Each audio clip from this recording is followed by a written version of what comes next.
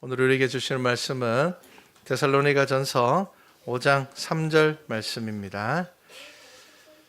자, 한 절이니까 우리 한 목소리로 함께 말씀 봉독하도록 하겠습니다. 자, 함께 말씀 봉독합니다.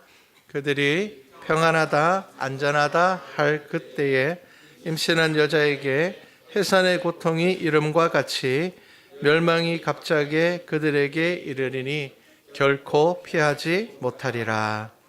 아멘.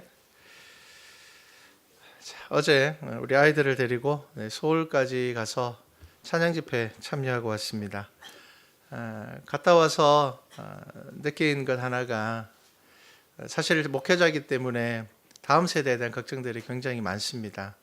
여러분, 교회에 아무리 사람이 많아도 아이들이 아무도 없고 청소년들이 없고 청년들이 없어지고 어른들만 가득하다면, 지금은 어른들이 많은 것 때문에 걱정이 덜할지 모르겠지만 10년, 20년만 지나면은 교회가 어떻게 될지 잘 모릅니다.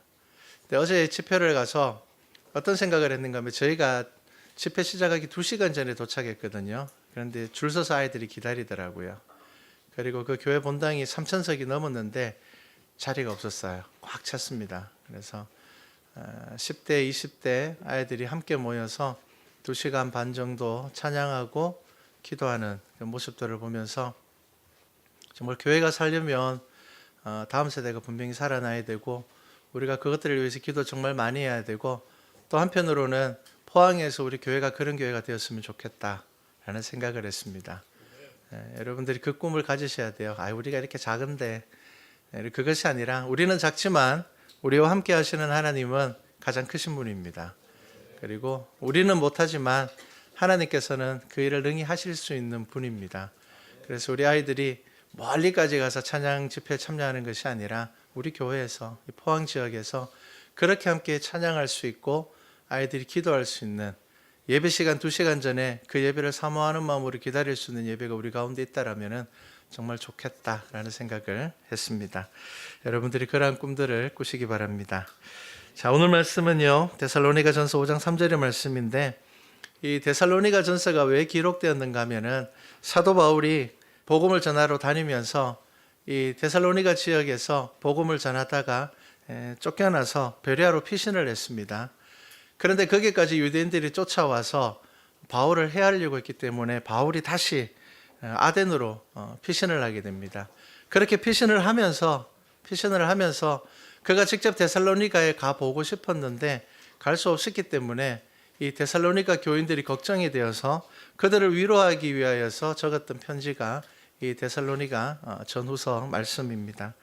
데살로니가 교인들은 사도 바울이 핍박을 받고 도망을 갔다라면 얼마나 큰 위기의 순간이겠습니까? 그만큼 어려운 순간이에요. 그렇기 때문에 사도 바울은 당연히 이 데살로니가 교인들이 걱정되고, 어떡하나, 지금 지도자인 내가 없는데 그들이 어떡할까, 많은 걱정들이 있었을 겁니다. 그들을 위로하기 위해서 데살로니가 전후서를 기록을 했고요. 그들에게 주시는 말씀의 위로 가운데 하나가 이것입니다. 그들이 평안하다, 안전하다 할 때에, 그때에 임신한 여자에게 해산의 고통이 이런 것 같이 멸망이 갑자기 그들에게 이르리니 결코 피하지 못하리라. 우리가 이 땅을 살아가면서 우리가 영적인 믿음의 삶들을 살아갈 때, 여러분, 사탄이 우리에게 우리의 믿음을 빼앗아가기 위해서 늘 우리에게 하는 이야기가 있습니다. 뭐냐 하면은, 괜찮아 라는 겁니다. 그렇게 살아도 괜찮아. 좀 적당히 해도 괜찮아. 남들처럼 살아도 괜찮아 라고 이야기를 합니다. 여러분이 괜찮아 라는 말이 때로는 위로의 말이 될 수도 있겠지만, 여러분들의 믿음의 삶을 한번 잘 들여다보십시오. 진짜 이것이 괜찮을까? 내가 지금 이러한 믿음으로 살아도 괜찮을까?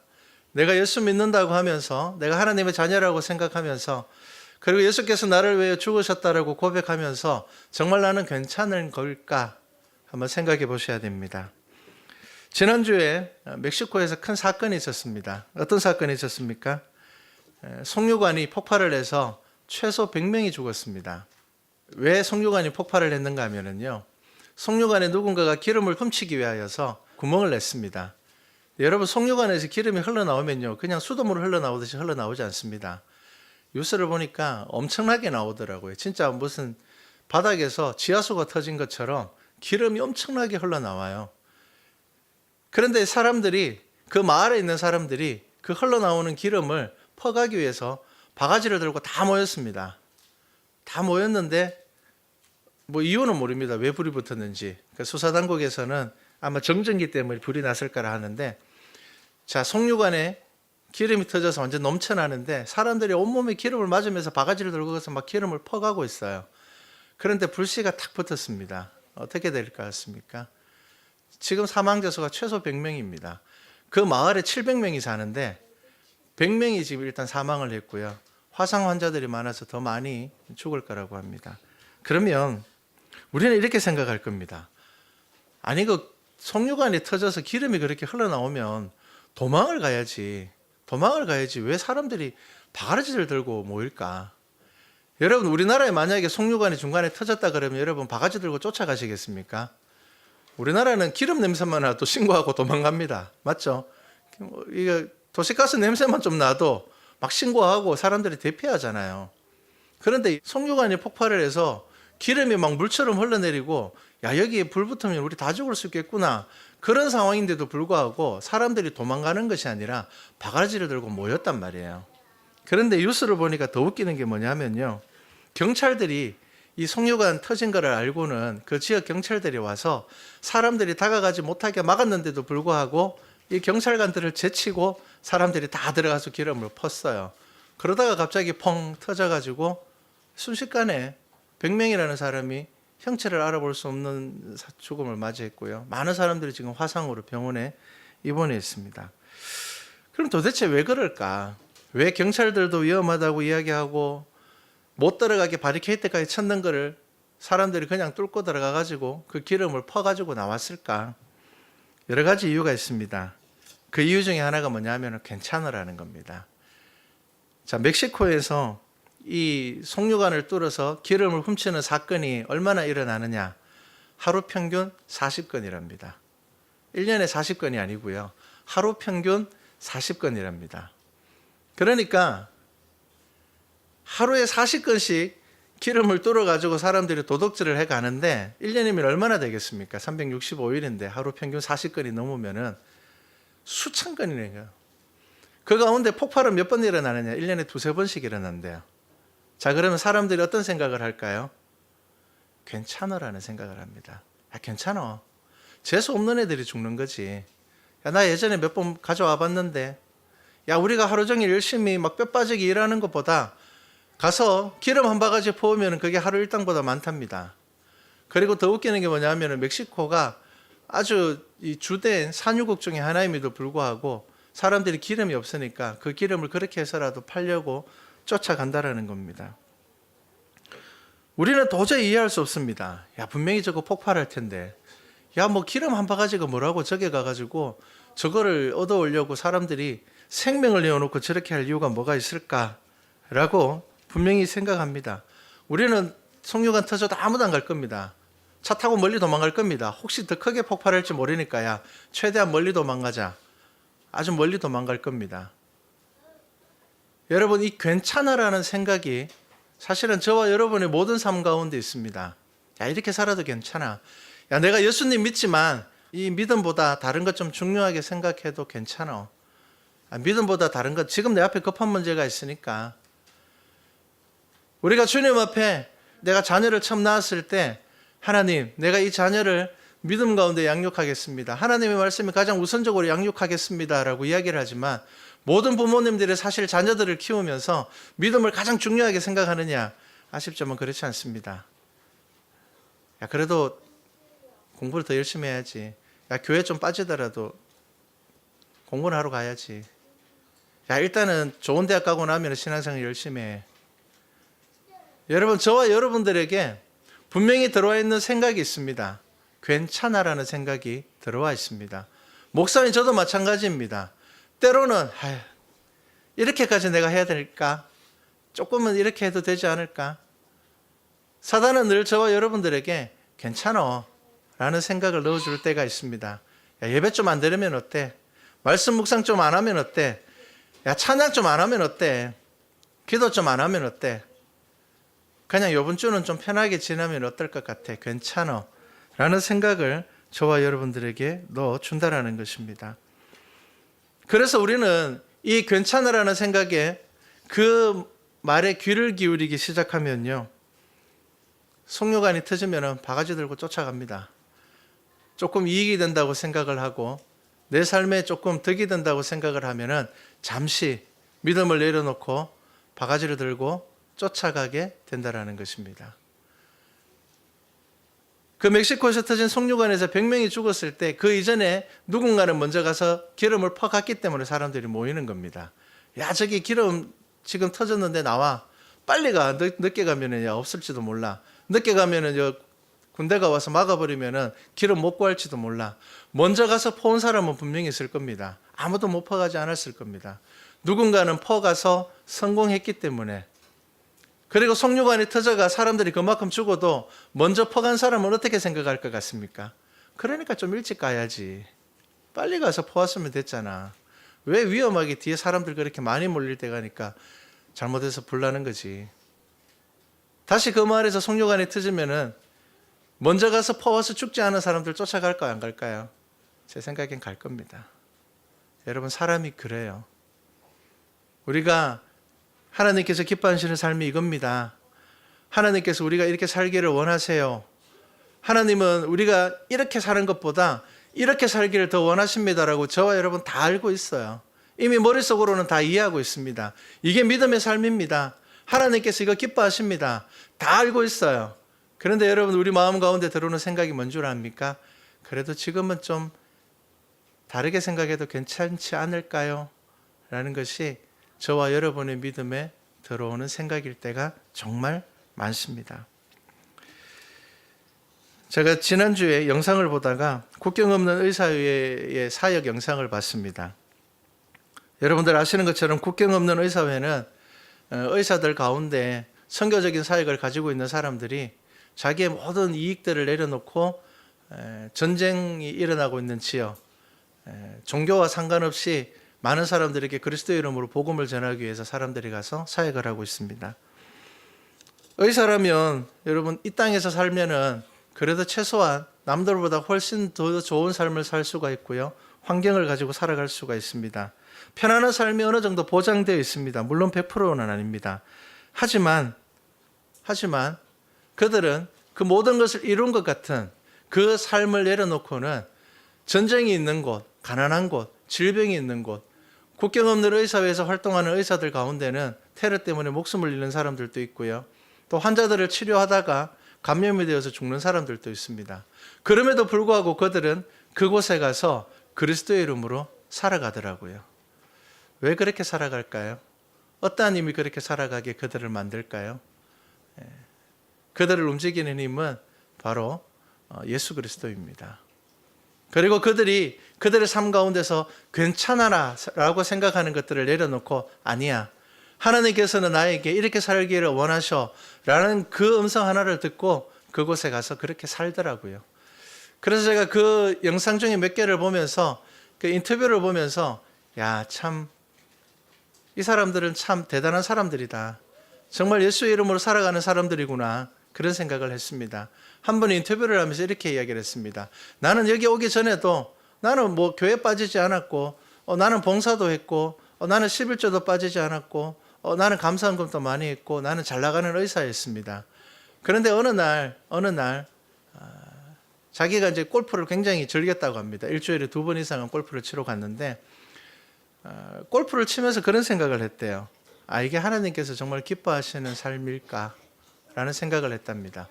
나는 사람들의 병을 고칠 수 있는 이 특별한 재능을 하나님께서 주셨고, 하나님께서 나에게 똑똑한 머리를 주셔서 내가 그래도 한국에서는 제일 뛰어난 대학이라는 서울대 의대를 나와서 나는 의사가 되었는데, 그리고 나는 교회 헌금도 많이 하는데, 나는 11조를 철저하게 하는데, 그런데 그가 살아가면서 계속 마음속에 공허함이 생기더라는 겁니다. 이게 정말 옳은 삶일까? 하나님께서 나에게 이렇게 살아라고 나에게 이것을 주셨던 것일까? 그리고 그가 결단을 해서 국경 없는 의사회에 지원을 해서 자기 삶을 모든 걸 다 내려놓고 그곳에서 봉사를 하고 있습니다. 그런데 그가 하는 고백이 더 멋지더라고요. 나는 여기서 골프를 칠 때보다 비교할 수 없을 만큼 큰 은혜를 누리면서 살아간다는 겁니다. 비교할 수 없을 만큼 큰 감사를 매일 하면서 살아간다는 겁니다. 그리고 내가 한국에 있을 때는 내가 사람들을 곤치는 이 의료 행위는 돈이었는데 여기서는 생명이라는 겁니다. 복음을 전한다는 겁니다. 내가 한국에서 의사로 있을 때는 내가 치료를 잘할 때마다 많은 환자들이 생길 때마다 나는 돈을 많이 버는 사람이었는데 이곳에 와서 내가 많은 사람들을 치료할 때 나는 하루에 수십 명, 때로는 7, 80명 이상씩 진료를 보지만 돈은 생기지 않는데 그것보다 훨씬 더 소중한 것이 생기는데 그것이 무엇이냐면은 영혼을 얻는다라는 겁니다. 내가 그들에게 예수 그리스도의 이름으로 진료를 한다라는 겁니다. 그리고 그들이 나에게 와서 예수에 대해서 묻는다라는 겁니다. 그러면서 그의 삶의 공허함들이 다 채워졌다. 그렇게 이야기를 합니다. 그러면서 그분이 나는 이곳에서 죽을 때까지 의로 봉사하다가 죽을 겁니다. 부부가 와서 같이 하더라고요. 부부가 와서. 하나님께서 여러분들에게, 저와 여러분들에게 주신 꿈과 그리고 비전들, 소망들이 있습니다. 그런데 우리는 때로는 괜찮아. 내가 뭐 그 정도 일까지 할 수 있겠어. 우리 교회가 뭐 그 정도 일까지 감당할 수 있겠어. 지금 내 앞에 이 급한 문제가 있는데, 지금 내 앞에 이 당면한 문제가 있는데, 그래도 내가 이거 좀 내려놓고 이거 하면 되지 않을까? 여러분, 하나님께서는 분명히 저와 여러분들에게 말씀합니다. 오늘 말씀을 한번 더 기억하십시오. 평안하다, 안전하다 할 그때에 임신한 여자에게 해산의 고통이 이런 것 같이 멸망이 갑자기 그들에게 이르리니 결코 피하지 못하리라. 임신을 한 엄마들은 언젠가는 아이가 나올 걸 알고 있어요. 얘는 뭐 그냥 한 10년 있어도 안 나올 거야. 절대로 그렇게 생각하지 않습니다. 10달이 지나면 좀 일찍 나올 수도 있고 좀 늦게 나올 수도 있지만 언젠가는 나올 거야. 맞죠? 저와 여러분의 삶에 여러분 죽음은 언젠가는 옵니다. 그런데 우리는 임의로 어떻게 생각을 합니까? 아직 멀었어. 그렇게 생각을 합니다. 여러분 그렇지 않습니다. 저와 여러분의 삶은 우리가 최선을 다해서 계획을 잡고 최선을 다해서 우리가 비전을 가지고 있지만 저와 여러분의 삶을 주관하시는 분은 하나님이십니다. 여러분 그 믿음이 여러분들에게 오늘도 고백되어야 됩니다. 제가 수많은 장례 중에 기억에 남는 장례가 하나 있는데요. 나이가 이제 40대 초반 된 췌장암으로 돌아가신 안수 집사님을 제가 병문안 간 적이 있습니다. 굉장히 건강하신 분이었어요. 정말 건강하신 분이었어요. 그런데 어느 날 몸이 좀 안 좋아서 병원에 갔는데 췌장암 선고를 받았어요. 그 선고를 받고 거의 5개월을 넘기지 못하고 돌아가셨는데 중환자실에 있을 때 제가 병문안을 갔습니다. 그때 그 집사님께서 이렇게 이야기하셨어요. 목사님, 내가 입으로는 나도 언젠가는 죽을 거야. 내가 입으로는 그래도 나는 하나님께서 나를 불러주실 때 내가 기쁨으로 갈 거야. 내가 입술로는 계속 그렇게 고백하면서 신앙생활을 했는데 막상 3개월밖에 살지 못합니다. 길어도 6개월 넘기지 못합니다라는 선고를 딱 받았을 때는 내 삶에 가장 먼저 밀려드는 게 뭐냐면은 이때까지 내가 괜찮다라고 생각하고 미뤄왔던 믿음의 일들이라는 겁니다. 하나님께서 내게 주신 시간을 내 마음대로 정하고 난 적어도 8, 90까지는 살 거야. 남들만큼은 살겠지 뭐. 라고 생각을 하면서 내가 입술로는 하나님께서 지금 부르시면 제가 가겠습니다라고 입술로는 계속 고백을 했는데 나의 믿음이 얼마나 연약한지를 내가 깨닫게 되었다는 겁니다. 저와 여러분들에게는요. 언젠가는 이 땅의 삶을 끝내는 순간이 옵니다. 그런데 여러분 우리가 믿음의 사람으로 살아가지 못하게 하는 것들 무엇입니까? 평안하다, 안전하다 할 그때입니다. 저와 여러분은 늘 괜찮아. 이번 주는 괜찮을 거야.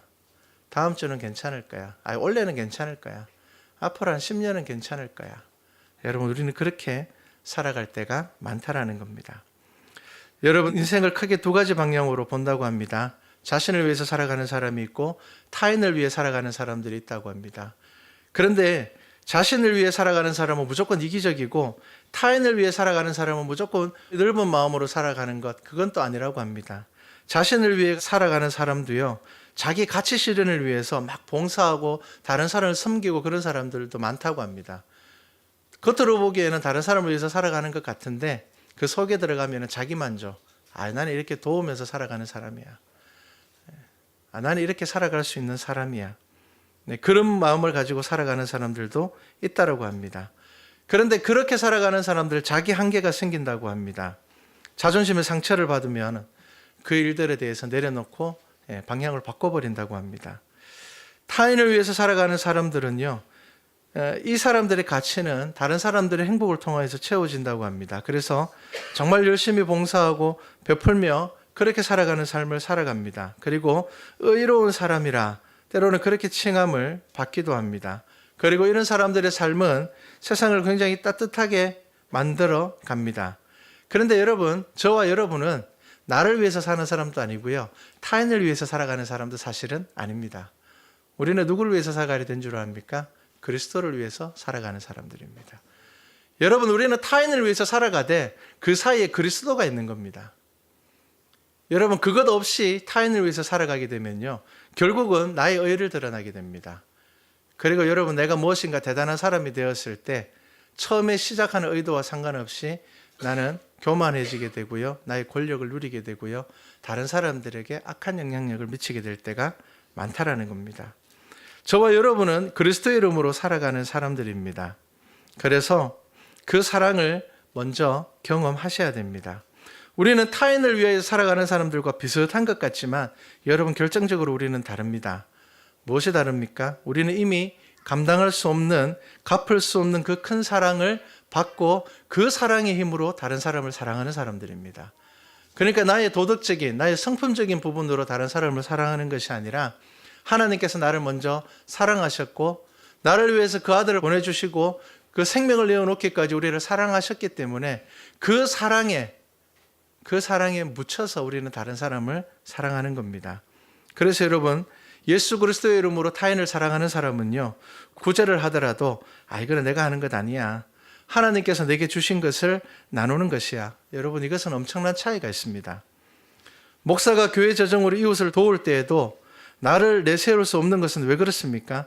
그것은 내가 하는 것이 아니라 하나님께서 이 교회를 통하여서 일하시기 때문입니다. 그건 제가 주는 게 아닙니다.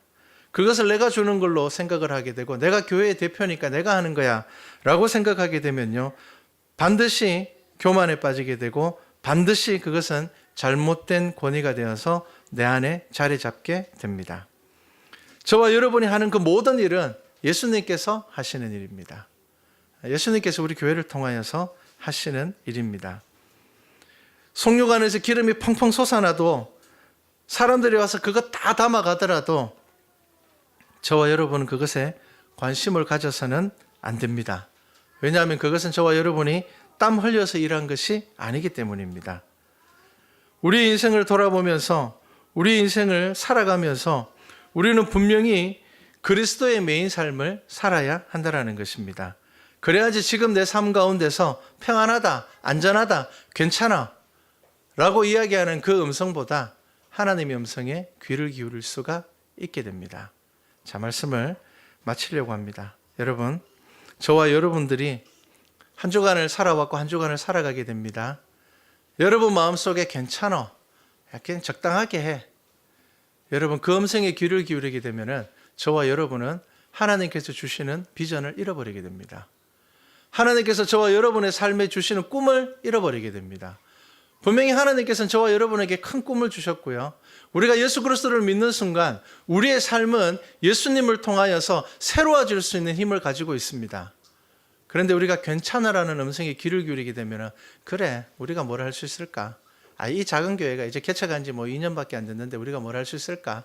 그냥 적당하게 시간 지나서 하면 되지. 아닙니다, 여러분. 우리는 작지만 저와 여러분에게는 큰 꿈이 있어야 됩니다. 우리는 어쩌면 포항에서 가장 작은 교회 중에 하나일지도 모릅니다. 하지만 여러분, 우리가 예수님과 동행할 때에 저와 여러분은 가장 큰 꿈을 꾸셔야 됩니다. 그래서 가장 큰 꿈을 계획하셔야 됩니다. 하나님께서 우리를 통해서 일을 하실 거야. 정말 수백 명의, 수천 명의 사람들이 예배 가운데 하나님을 즐거워하는 마음으로 나올 수 있는 교회가 될 거야. 여러분, 그 꿈을 저와 여러분이 가지셔야 됩니다. 자, 여러분, 한 주간 시작되었습니다. 여러분, 참된 평안을 누리시기 바랍니다. 평안하다, 괜찮다, 안전해, 그것에 귀를 기울이는 것이 아니라 우리의 삶 가운데서 하나님께서 정하신 그때에 우리는 언제든지 하나님 앞에 나아가야 됨을 기억하셔서 우리가 주님 앞에 섰을 때에 우리의 믿음을 가지고 나아갈 수 있는 그 믿음의 열매들을 가지고 나아갈 수 있는 저와 여러분 성도가 되기를 주님의 이름으로 축복합니다.